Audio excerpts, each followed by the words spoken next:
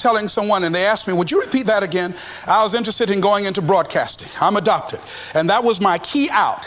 I wanted to make my mama proud of me. I was very much appreciative of what she's done for my brother and sister and I.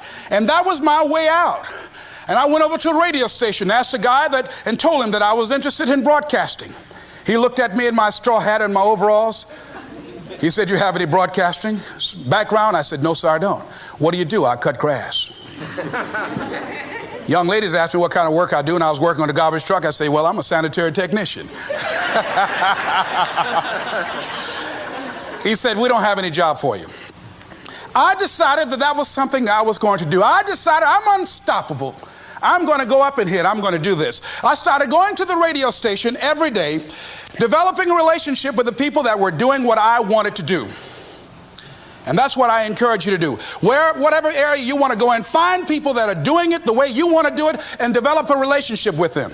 When I decided to go in this area, I wrote letters to Dr. Norman Vincent Peale, to Zig Ziglar, to Dennis Waitley, all of the giants in this area. And I said, this is something I want to do. I've been following your career. Would you help me?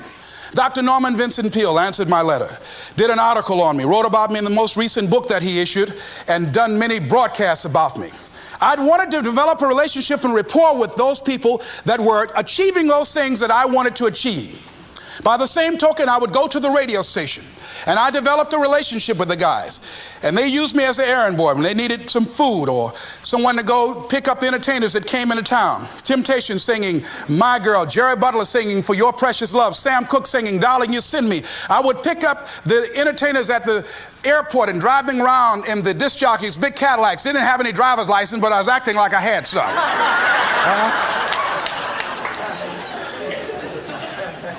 Every day I used to go home and work on my communication skills, developing myself. It was Whitney Young. He said, it's better to be prepared for an opportunity and not have one than to have an opportunity and not be prepared.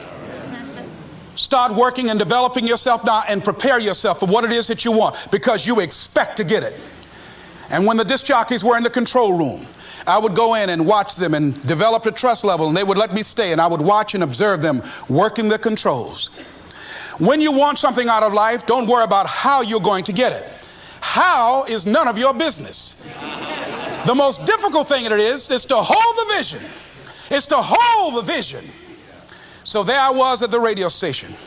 A guy was on the air and he started to drink by the name of Rock. I was outside the window looking at him and watching. Hungry and ready, saying, drink, Rock, drink. Pretty soon the phone rang. It was the general manager. I said, hello? He said, Les, this is Mr. Klein. I said, I know.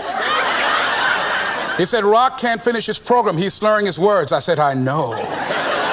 Can you work the controls until one of the other disc jockeys come in? Would you call them? I said, yes, sir. I hung the phone up.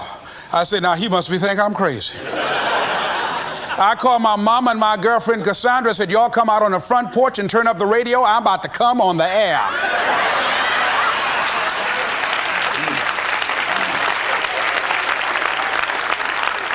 I waited about 15 minutes. I called him back. I said, Mr. Klein, I can't find nobody.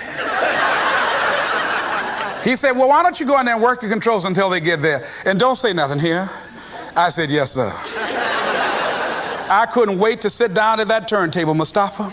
I said, look out, this is me, LB, Triple P, Les Brown, your platter playing Papa. There were none before me and there will be none after me. Therefore, that makes me the one and only. Young and single and love to mingle, certified, bona fide, indubitably qualified to bring you satisfaction and a whole lot of action. Look out, baby, I'm your love man. I was hungry.